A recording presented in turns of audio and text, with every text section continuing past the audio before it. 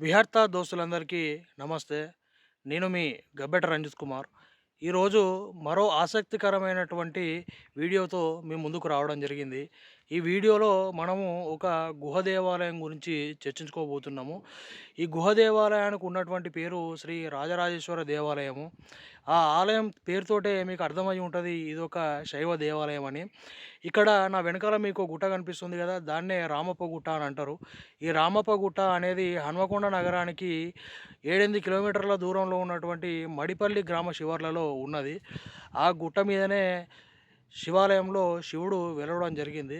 ఇక ఆలస్యం చేయకుండా చారిత్రకంగా ఆ దేవాలయంలో వెలిసినటువంటి శివునికి ఉన్నటువంటి ప్రాధాన్యత ఏంది?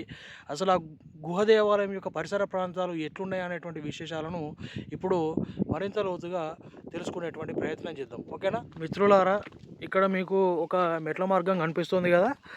ఈ మెట్లు సుమారు ఒక 60 నుండి 70 దాకా ఉండేటువంటి అవకాశాలు ఉన్నాయి. ఈ మెట్ల మార్గం ద్వారానే మనం ఇప్పుడు ఈ రాజరాజేశ్వర గుహ దేవాలయం లోపలికి వెళ్ళి ఆ పరిసర ప్రాంతాలు ఎట్లున్నాయి అనేటువంటి చూసే ప్రయత్నం చేద్దాం. చూడండి ఎంత అద్భుతంగా ఉన్నదో ఈ మెట్ల మార్గము, అలాగే గుట్ట పరిసర ప్రాంతాలన్నీ కూడా.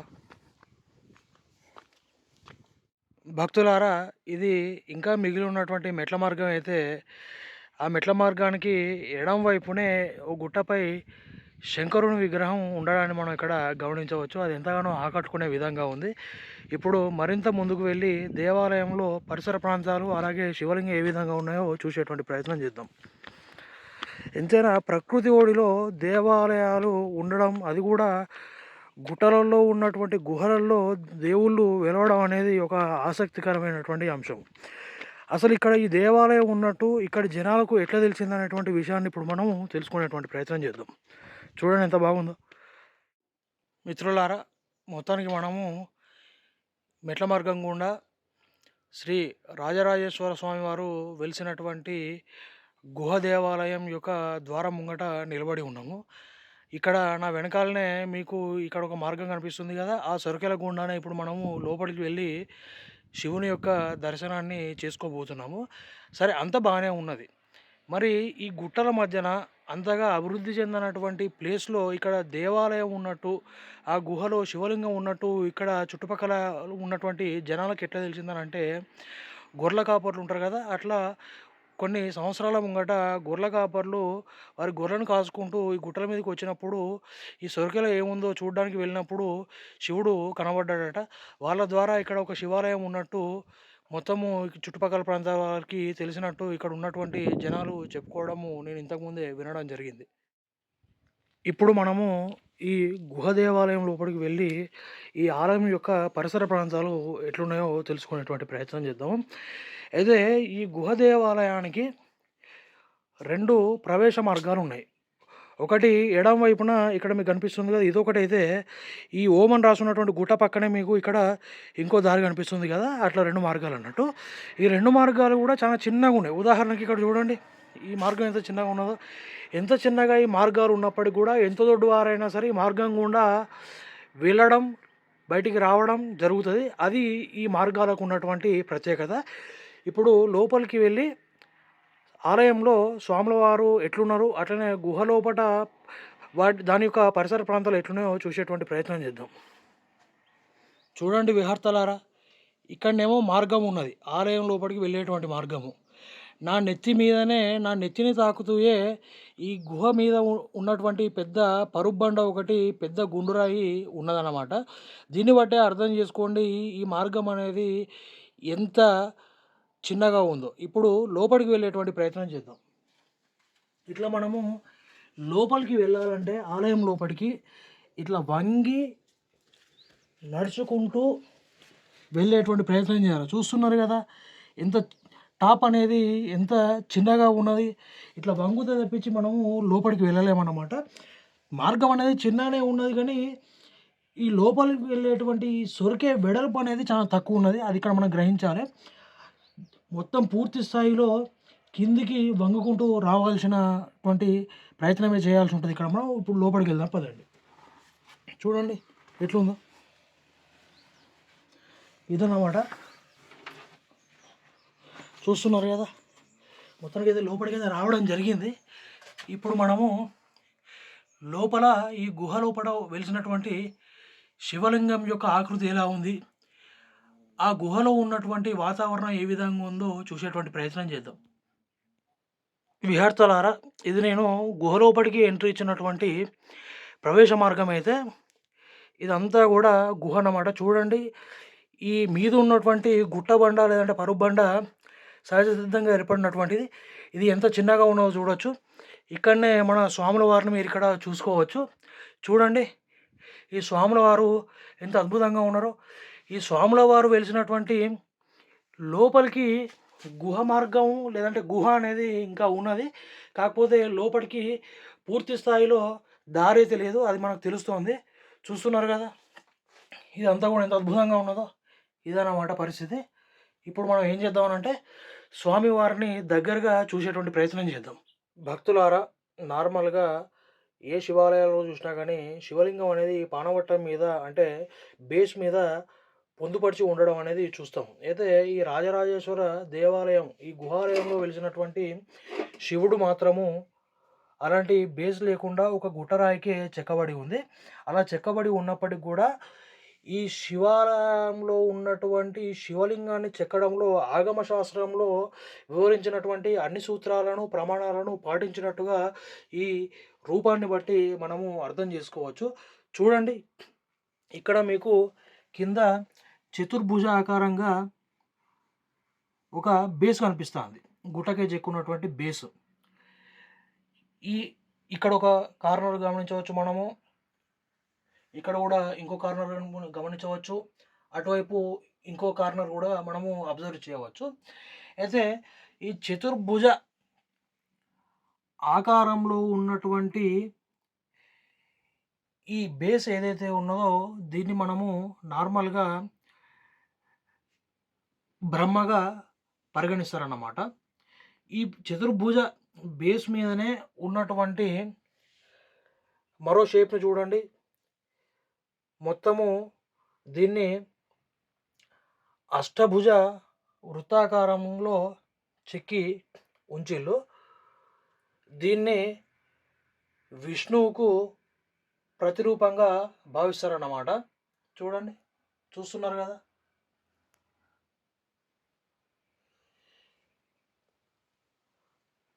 ఇప్పుడు మీకు ఇంకా చాలా చక్కగా అర్థమవుతది చూడండి. వృత్తాకారంలో అష్టభుజాలతో, 8 భుజాలతో చెక్కి ఉన్నటువంటి వృత్త రూపాన్ని దీని మీదనే సిలిండ్రికల్ రూపంలో మనకు అసలైనటువంటి లింగం చెక్కబడి ఉన్నట్టు చూడవచ్చు. గమనించండి ఎంత అద్భుతంగా ఉందో. చూస్తున్నారు గదా!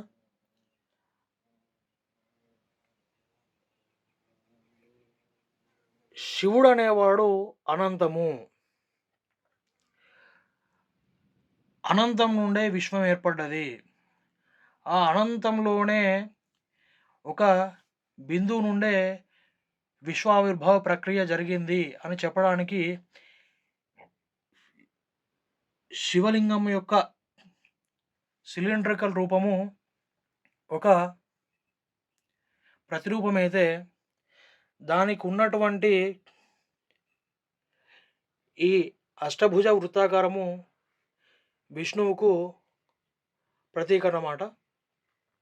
విష్ణువు నాభి నుండే బ్రహ్మ ఉద్భవించాడని చెప్తాం కాబట్టి దానికి ప్రతిరూపంగా కింద ఆ చతుర్భుజ రూపంలో ఉన్నటువంటి బేస్ను బ్రహ్మగా కొలుస్తూ ఉంటారు నార్మల్‌గా. చూడండి ఎంత అద్భుతంగా ఉందో. ఇదంతా ఒక ఎత్తు అయితే, ఈ శివలింగానికి ఉన్నటువంటి మరో ప్రత్యేకత ఏందనేది ఇప్పుడు దగ్గర నుండి గ్రహించేటువంటి ప్రయత్నం చేద్దాం. భక్తులారా, మనము శివలింగాలను ఎన్ని చూసినా గానీ, చాలా మటుకు శివలింగాలు అలాగే ఆ శివలింగం యొక్క సిలిండ్రికల్ రూపం అనేది కామన్‌గా నార్మల్‌గానే కనబడుతది. కానీ ఇక్కడ మీరొక నిలువైన స్తూపాకారంగా ఉన్నటువంటి ఒక డిజైన్ చూస్తున్నారు గదా! అలాగే దాని పక్కనే 2 చూస్తున్నారు గదా! మరో గీతలు. ఇవన్నీ గూడా ఎంత అద్భుతంగా ఉన్నాయో చూడండి ఈ గీతలన్నీ గూడా.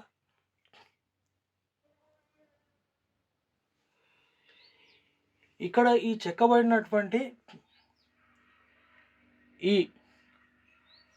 రేఖలు ఏవైతే ఉన్నాయో అవి చాలా అరుదుగా మాత్రమే ప్రఖ్యాత దేవాలయాలలో కొన్ని శివలింగాల పైన మాత్రమే కనిపిస్తూ ఉంటాయి. దీన్ని మనము ఆగమ శాస్త్రం ప్రకారం లేదంటే ఆధ్యాత్మిక భావన కోణంలో బ్రహ్మసూత్రము అని చెప్పేసి అంటాము. ఈ బ్రహ్మసూత్రం ఉన్నటువంటి ప్రతి లింగం కూడా ఎంతో ప్రాముఖ్యత కలిగినదిగా, ఎంతో పవర్ఫుల్ శివలింగంగా, శక్తివంతమైనదిగా చెప్పబడుతూ ఉంటుంది, పరిగణించబడుతూ ఉంటుంది, విశ్వసించబడుతూ ఉంటుందన్నమాట. జనాల మధ్యనే కావచ్చు, ఆధ్యాత్మిక భక్తి భావ గురువుల మధ్యలోనైనా కావచ్చు. ఈ శివలింగం కూడా అంతే గొప్పదని చెప్పేసి మనం ఇక్కడ పరిగణించాల్సి ఉంటుంది, బ్రహ్మసూత్రం ఉన్నది కాబట్టి. అయితే ఇంతకుముందే మనం చెప్పుకున్నాం కదా, ఇది అనంతమైనటువంటి విశ్వానికి సిలిండ్రికల్ రూపం ప్రతిరూపం అయితే, కిందున్నటువంటి అష్టభుజ వృత్తాకారము విష్ణువుకు ప్రతిరూపం అయితే, కిందున్నటువంటి ఈ బేసు బ్రహ్మకు ప్రతిరూపంగా మనం చెప్పుకుంటూ ఉంటాం. ఈ మూడిటికి ప్రతిరూపంగానే ఉంటుందని చెప్పేసి చెప్పడానికి ఇక్కడ ఉన్నటువంటి ఈ బ్రహ్మసూత్రమును మనము చెప్పవచ్చు. ఆ మూడిటి యొక్క మరో రూపమే ఈ బ్రహ్మసూత్రం అని చెప్పేసి కూడా చాలామంది చెప్తూ ఉండడాన్ని నేను గమనించిన. చరిత్రకారులు కూడా అలాగే ఆధ్యాత్మిక గురువులు కూడా చెప్పడము నేను చాలాసార్లు విన్నా అన్నమాట. ఇది ఈ రామప్ప గుట్ట మీద ఉన్నటువంటి గుహ దేవాలయంలో వెలిసినటువంటి శ్రీ రాజరాజేశ్వర దేవుని యొక్క విశిష్టత. చూస్తున్నారు కదా ఎంత అద్భుతంగా ఉన్నో శివలింగం, చూడండి, బాగుంది కదా.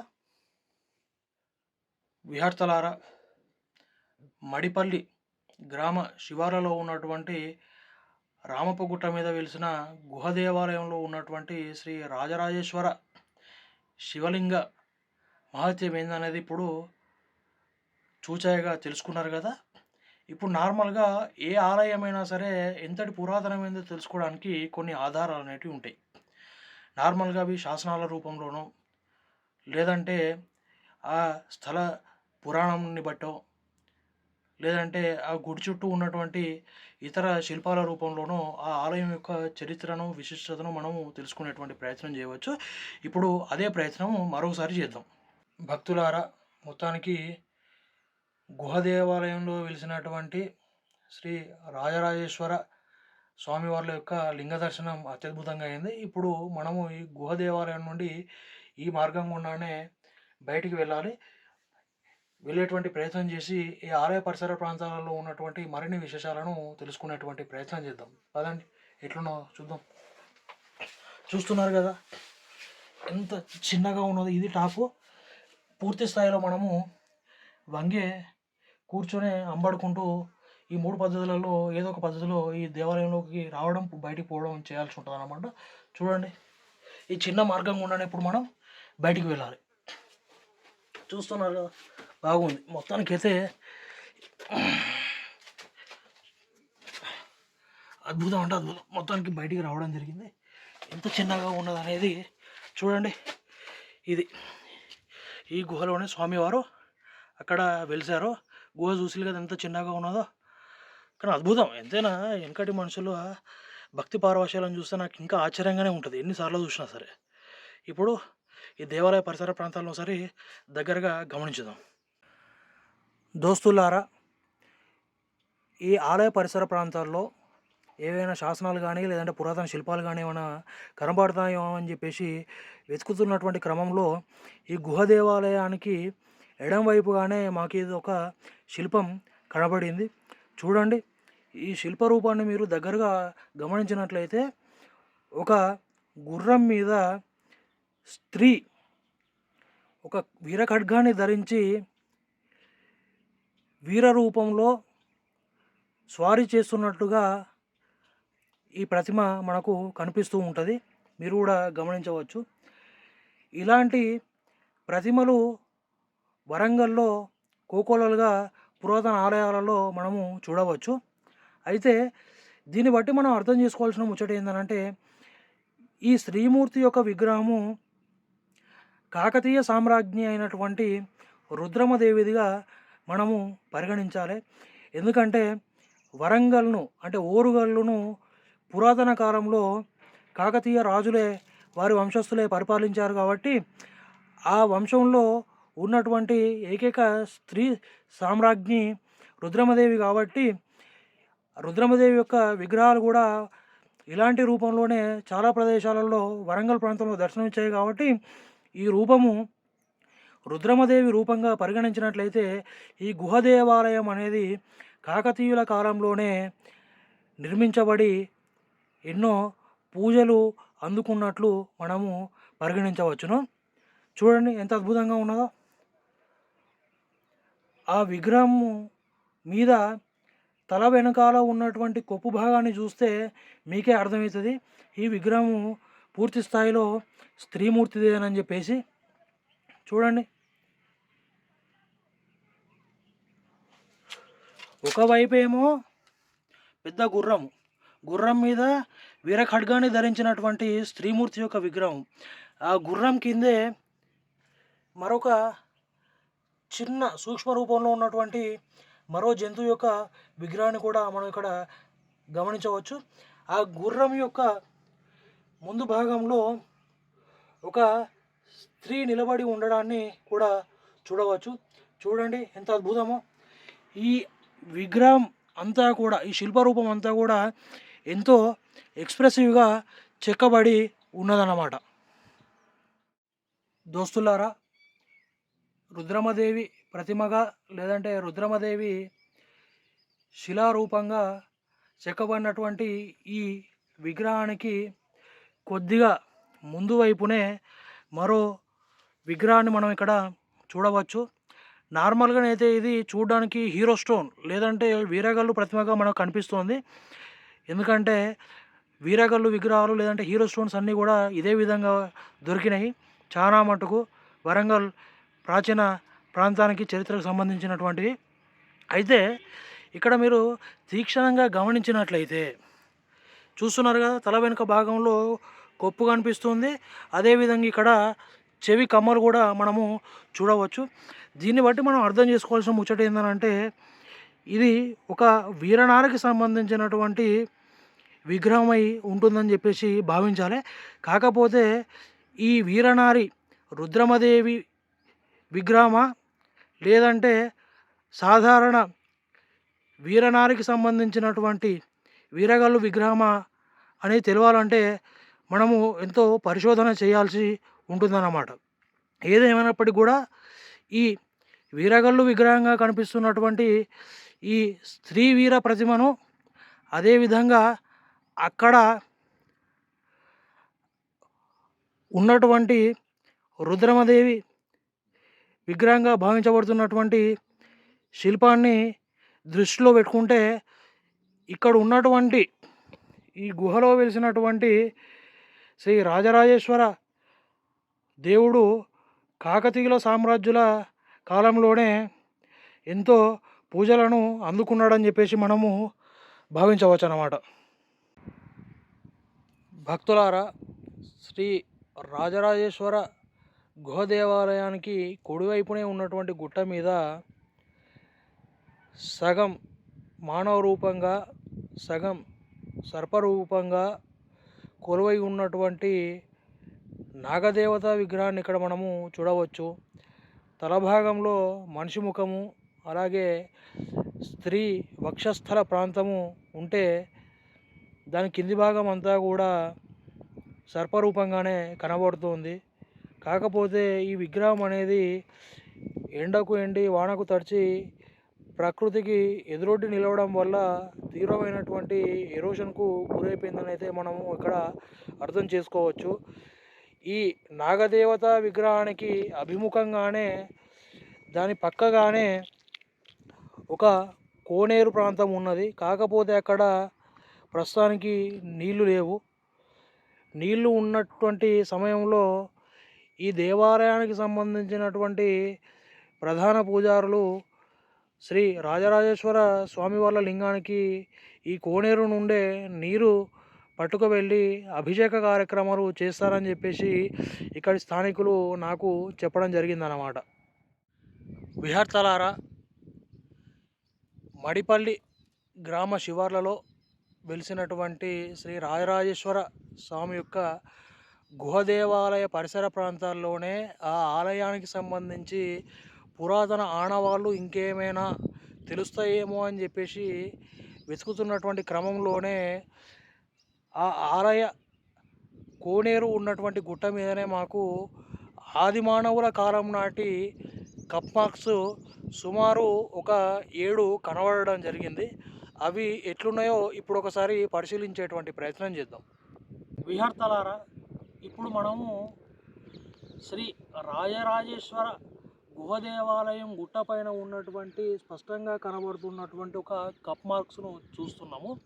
ఈ కప్ మార్క్స్ అనేటివి ఎట్లా ఏర్పడతాయి అంటే, ప్రాచీన కాలంలో ఆది మానవుడు అనేవాడు తన రాతి పనిముట్లను తయారు చేసుకోవడానికి, లేదంటే తయారు చేసుకున్నటువంటి రాతి పనిముట్లను పదును చేసుకోవడానికి సానబెట్టేటువంటి క్రమంలోనే ఈ కప్ మార్క్స్ అనేటివి ఏర్పడతాయి.